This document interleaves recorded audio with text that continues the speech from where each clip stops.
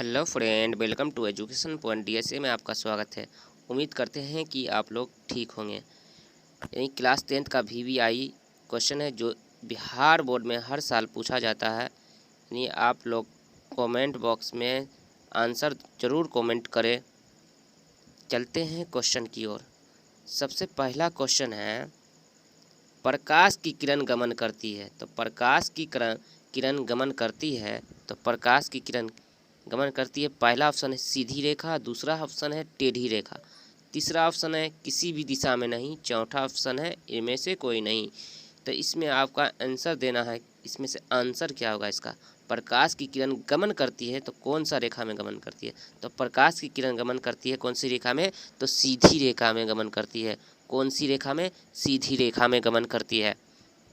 चलते हैं question number 2 की ओर। क्वेश्चन नंबर 2 बोल रहा है, प्रकाश का वेग न्यूनतम होता है। तो प्रकाश का वेग न्यूनतम होता है किस में होता है, तो प्रकाश का वेग न्यूनतम होता है निर्वात में। पहला ऑप्शन हो गया निर्वात में, दूसरा जल में, तीसरा ऑप्शन हो गया वायु में, चौथा कांच में। तो इसका आंसर बोलिए क्या होगा। प्रकाश का वेग न्यूनतम होता है तो किस में होता है, तो कांच में होता है। तो किस में होता है, कांच में होता है। चलते हैं क्वेश्चन नंबर 3 की ओर। क्वेश्चन नंबर 3 देखिए, आप लोग कमेंट बॉक्स में ज़रूर आंसर को कमेंट करें। चलते हैं क्वेश्चन नंबर 3 की ओर। क्वेश्चन नंबर 3 बोल रहा है, मोटर गाड़ी के चालक के सामने लगा रहता है। ये मोटर गाड़ी के चालक के सामने में लगा रहता है, क्या लगा रहता है। तो पहला ऑप्शन देखिए, पहला ऑप्शन बोल रहा है समतल दर्पण, दूसरा बोल रहा है उत्तल दर्पण, तीसरा बोल रहा है अवतल दर्पण, चौथा बोल रहा है उत्तल लेंस। यानी इसमें से 4 ऑप्शन है, इसमें से आंसर बोलिए। कमेंट बॉक्स में ज़रूर आंसर कमेंट करिए। चलते हैं कमेंट कर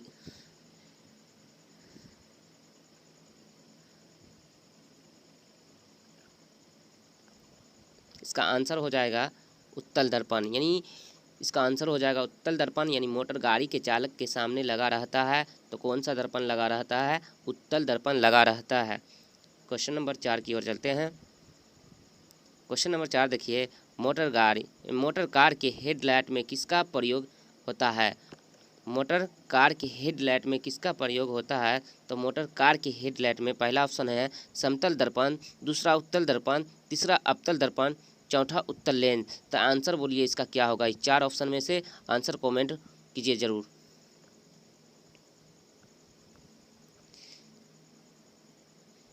तो क्या हो जाएगा इसका आंसर, उत्तल यानी अवतल दर्पण हो जाएगा इसका आंसर। यानी अवतल दर्पण, यानी मोटर कार की हेडलाइट में किसका प्रयोग होता है, तो अवतल दर्पण का प्रयोग होता है। चलते हैं क्वेश्चन नंबर 5 की ओर। क्वेश्चन नंबर 5 देखिए, क्वेश्चन नंबर 5 बोल है, यानी अवतल यानी समतल दर्पण द्वारा बना प्रतिबिंब होता है। समतल दर्पण द्वारा बना प्रतिबिंब होता है। तो समतल दर्पण द्वारा बना प्रतिबिंब होता है कैसा। पहला ऑप्शन हो गया वास्तविक, दूसरा काल्पनिक, तीसरा दोनों, चौथा इनमें से कोई नहीं। तो आंसर बोलिए इसमें से आप लोग, यानी वास्तविक होगा या काल्पनिक होगा, दोनों होगा, इनमें से कोई नहीं। आंसर दीजिए, कमेंट बॉक्स में ज़रूर आंसर कमेंट कीजिए आप लोग। यानी इसका आंसर हो जाएगा आपको, यानी इसका आंसर हो जाएगा काल्पनिक। यानी समतल दर्पण द्वारा बना प्रतिबिंब होता है तो काल्पनिक होता है।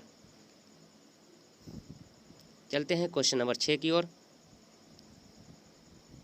क्वेश्चन नंबर 6 देखिए, क्वेश्चन नंबर 6 बोल रहा है, लेंस की क्षमता का एसआई मात्रक क्या होता है। लेंस की क्षमता का एसआई मात्रक क्या होता है। लेंस की क्षमता का पहला ऑप्शन हो गया डायोप्टर, दूसरा ऑप्शन हो गया ल्यूमेन, तीसरा ऑप्शन हो गया लक्स, चौथा एंगस्ट्रम। यानी इसमें से आंसर दीजिए क्या होगा।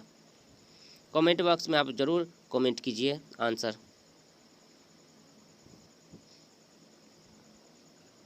तो आंसर इसका हो जाएगा छठा का, लेंस का क्षमता का एसआई मात्रक का हो जाएगा डायोप्टर। यानी लेंस की क्षमता की एसआई मात्रक डायोप्टर। चलते हैं क्वेश्चन नंबर 7 की ओर।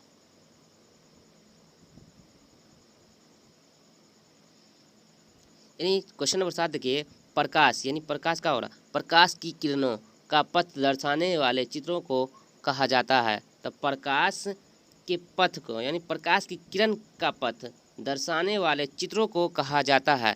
तो क्या पहला है किरण, आरेख, दूसरा हो गया फोकस, तीसरा हो गया किरणपुंज, चौथा इनमें से सभी। तो आंसर दीजिए, कमेंट बॉक्स में जरूर आंसर को कमेंट कीजिए। तो हो जाएगा इसका आंसर किरण आरेख, यानी इसका हो जाएगा किरण आरेख। चलते हैं क्वेश्चन नंबर 8 की ओर। क्वेश्चन नंबर 8 देखिए, क्वेश्चन नंबर 8 बोल रहा है लेंस यानी 2D क्षमता वाले लेंस का फोकसांतर होता है, यानी 2D क्षमता वाले, यानी 2D क्षमता वाले लेंस का फोकसांतर होता है।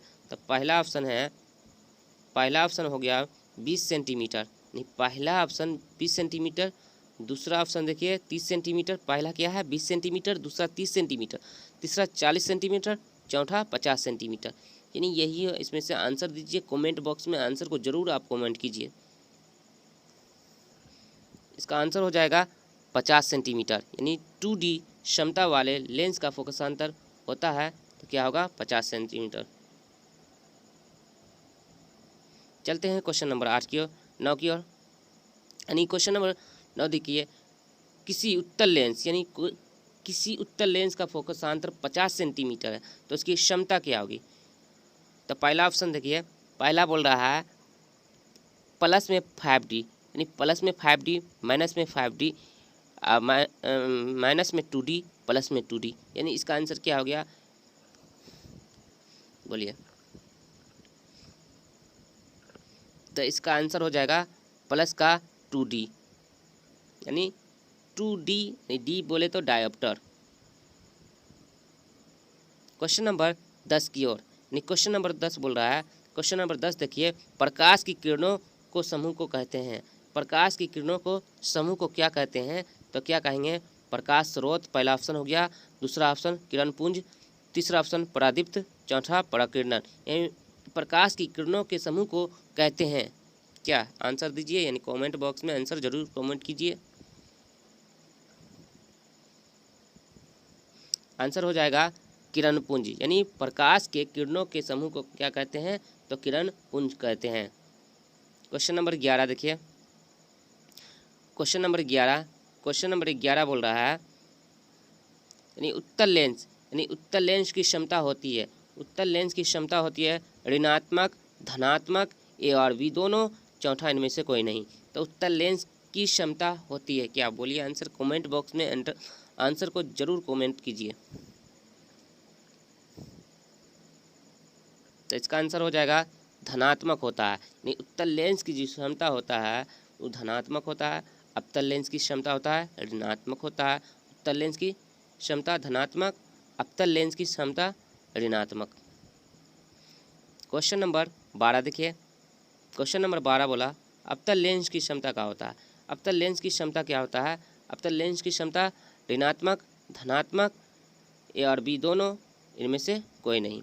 तो आंसर दीजिए, अभी बता दिए हैं, तो क्या होगा अवतल लेंस की क्षमता क्या होगा, बोलिए आंसर, यानी ऋणात्मक होगा। अवतल लेंस की क्षमता क्या होगा ऋणात्मक, उत्तल लेंस की क्षमता क्या होगा धनात्मक। चलते हैं क्वेश्चन नंबर 13 की ओर।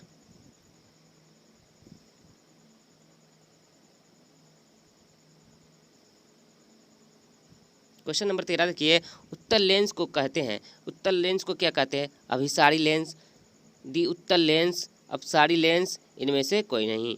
तो क्या कहते हैं उत्तल लेंस को, क्या कहते हैं, आंसर दीजिए, कमेंट बॉक्स में आंसर कमेंट कीजिए। क्या होगा इसका आंसर, अभिसारी लेंस, यानी उत्तल लेंस को क्या कहते हैं अभिसारी लेंस, अवतल लेंस को अपसारी लेंस, यानी उत्तल लेंस को क्या कहते हैं अभिसारी लेंस और अवतल लेंस को अपसारी लेंस। चलते हैं क्वेश्चन नंबर 14। क्वेश्चन नंबर 14 देखिए, अवतल लेंस को कहते हैं, नहीं अवतल लेंस को क्या कहते हैं, तो अवतल लेंस को क्या कहते हैं अभिसारी लेंस, दी अवतल लेंस, अपसारी लेंस, इनमें से कोई नहीं। तो आंसर बोलिए, कमेंट बॉक्स में आंसर जरूर कमेंट कीजिए। क्या कहते हैं अवतल लेंस को, क्या कहेंगे अपसारी लेंस। क्वेश्चन नंबर 15 देखिए, क्वेश्चन नंबर 15, निम्न में से कौन सा पदार्थ लेंस बनाने के लिए प्रयुक्त नहीं किया जा सकता है। निम्न में से कौन सा पदार्थ लेंस बनाने के लिए प्रयुक्त नहीं किया जा सकता है? तो पहला ऑप्शन देखिए, पहला ऑप्शन हो गया जल, कांच, प्लास्टिक, मिट्टी। आंसर बोलिए। आंसर हो जाएगा मिट्टी। मिट्टी का प्रयोग नहीं किया जाता है लेंस बनाने के लिए। क्वेश्चन नंबर 16 देखिए, क्वेश्चन नंबर 16 किस दर्पण, यानी बोला किस दर्पण से हमेशा वस्तु से छोटा प्रतिबिंब प्राप्त होता है? यानी किस दर्पण से हमेशा वस्तु से छोटा प्रतिबिंब प्राप्त होता है? तो ऑप्शन देखिए, ऑप्शन में पहला ऑप्शन हो गया समतल दर्पण, दूसरा उत्तल दर्पण, तीसरा अवतल दर्पण, इनमें से कोई नहीं। तो आंसर बोलिए। आंसर हो जाएगा उत्तल दर्पण। क्वेश्चन नंबर 17, क्वेश्चन नंबर 17 देखिए, क्वेश्चन नंबर 17 किस दर्पण से वस्तु का बड़ा प्रतिबिंब बनता है? यानी किस दर्पण से वस्तु का बड़ा प्रतिबिंब बनता है? तो कौन सा दर्पण से वस्तु का बड़ा प्रतिबिंब बनता है? तो पहला ऑप्शन देखिए, पहला समतल, दूसरा अवतल, तीसरा उत्तल, चौथा इनमें से कोई नहीं। तो आंसर हो जाएगा इसका अवतल, यानी कौन सा होगा? अवतल। क्वेश्चन नंबर 18, क्वेश्चन नंबर 18 यानी प्रकाश के परावर्तन के कितने नियम हैं? प्रकाश के परावर्तन के 1, 2, 3, 4। कमेंट बॉक्स में आंसर कमेंट कीजिए। तो आंसर हो जाएगा प्रकाश के परावर्तन के कितने नियम हैं? 2। प्रकाश के परावर्तन के भी 2 नियम हैं, अपवर्तन के भी 2 नियम हैं। क्वेश्चन नंबर 19 देखिए, यानी क्वेश्चन नंबर 19 बोल रहा है जब प्रकाश की किरण हवा से कांच में प्रवेश करती है तो मुड़ जाती है। यानी जब प्रकाश की किरण हवा से कांच में प्रवेश करती है तो मुड़ जाती है। पहला ऑप्शन अभिलंब से दूर, दूसरा अभिलंब के निकट, तीसरा हो गया अभिलंब के समांतर, चौथा इनमें से कोई नहीं।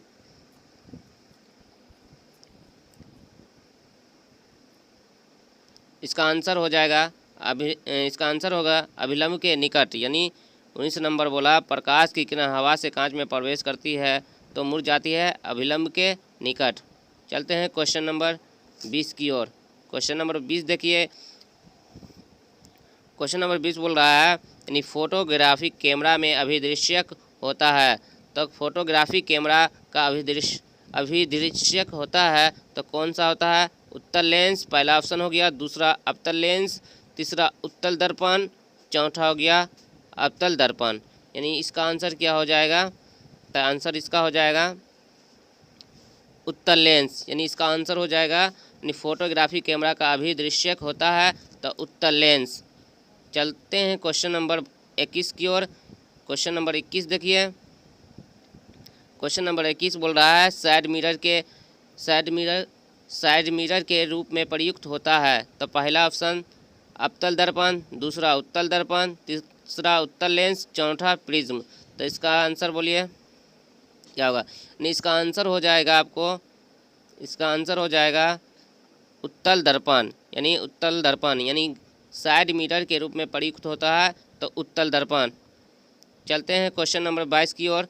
क्वेश्चन नंबर 22 देखिए, क्वेश्चन नंबर 22 बोल रहा है यानी एक अवतल दर्पण की फोकस दूरी 10 सेंटीमीटर है। यानी एक अवतल दर्पण की फोकस दूरी 10 सेंटीमीटर है तो उसकी वक्रता त्रिज्या क्या होगी?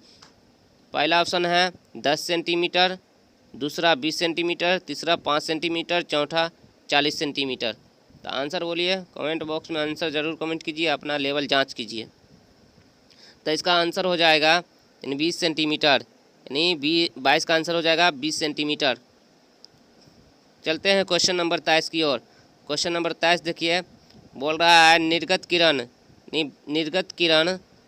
एवं अभिलंब के बीच के कोण को कहते हैं। निर्गत किरण एवं अभिलंब के बीच के कोण को कहते हैं तो क्या कहते हैं? पहला ऑप्शन हो गया अपतन कोण, दूसरा परावर्तन कोण, तीसरा निर्गत कोण, चौथा इनमें से कोई नहीं। आंसर बोलिए। इसका आंसर हो जाएगा निर्गत कोण। इसका आंसर हो जाएगा निर्गत कोण। यानी निर्गत किरण एवं अभिलंब के बीच के कोण को क्या कहते हैं? निर्गत कोण।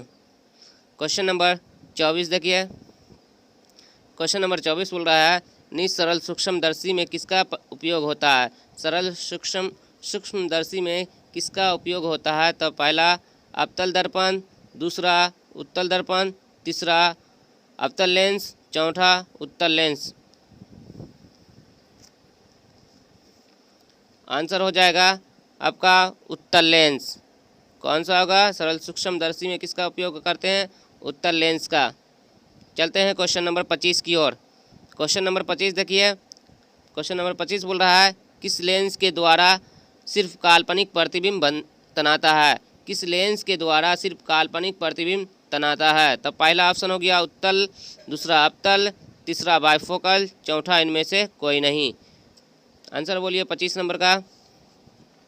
हो जाएगा इसका आंसर हो जाएगा अवतल हो जाएगा, यानी 25 नंबर का अवतल हो जाएगा। किस लेंस के द्वारा फोकस काल्पनिक प्रतिबिंब तनाता है। तो अवतल। क्वेश्चन नंबर 26 की ओर 26 की ओर देखिए। क्वेश्चन नंबर 26 परावर्तन के नियम निर्धारित होता है, यानी परावर्तन के नियम निर्धारित होता है। पहला ऑप्शन अपतन कोण बराबर परावर्तन कोण, दूसरा ऑप्शन परावर्तन कोण बराबर अपतन कोण, तीसरा ऑप्शन अपतन कोण बराबर विचलन कोण, चौथा इनमें से कोई नहीं। यानी इसका आंसर हो जाएगा आपको परावर्तन कोण बराबर अपवर्तन कोण। चलते हैं क्वेश्चन नंबर 27 की ओर। 27 नंबर क्वेश्चन देखिए। 27 नंबर क्वेश्चन में बोल रहा है काल्पनिक प्रतिबिंब होता है सीधा, उल्टा, दोनों, इनमें से कोई नहीं। यानी काल्पनिक प्रतिबिंब होता है तो क्या होता है। सीधा होता है। चलते हैं क्वेश्चन नंबर 28 की ओर। क्वेश्चन नंबर 28 देखिए। क्वेश्चन नंबर 28 बोला लेंस में मुख्य फोकस की संख्या कितनी होती है। लेंस में मुख्य फोकस की संख्या कितनी होती है। तो पहला ऑप्शन 2, दूसरा ऑप्शन 1, तीसरा ऑप्शन 3, चौथा इनमें से कोई नहीं। तो इसका आंसर हो जाएगा 2। यानी लेंस में मुख्य फोकस की संख्या कितनी होती है। तो 2। क्वेश्चन नंबर 29 की ओर। क्वेश्चन नंबर 29 देखिए। सर्च लाइट का परावर्तक सतह होता है। सर्च लाइट का परावर्तक सतह होता है। पहला ऑप्शन उत्तल, दूसरा अवतल, तीसरा समतल, चौथा इनमें से कोई नहीं। आंसर कमेंट कीजिए और अपना लेवल जांच कीजिए। 29 का आंसर हो जाएगा अवतल, यानी 29 का आंसर हो जाएगा अवतल। क्वेश्चन नंबर 30 की ओर। क्वेश्चन नंबर 30 देखिए। दाढ़ी बनाने में कौन सा दर्पण प्रयुक्त होता है। तो पहला ऑप्शन समतल दर्पण, दूसरा उत्तल, तीसरा अवतल, चौथा इनमें से कोई नहीं। तो दाढ़ी बनाने में कौन सा दर्पण उपयोग होता है। तो अवतल दर्पण उपयोग होता है। कौन सा। अवतल दर्पण। आज के लिए इतना ही क्वेश्चन। आप कमेंट बॉक्स में आंसर कमेंट कीजिए और अपना लेवल जांच कीजिए। पीडीएफ लेने के लिए मेरा व्हाट्सएप नंबर पर मैसेज कीजिए और पीडीएफ प्राप्त कीजिए। Bye bye.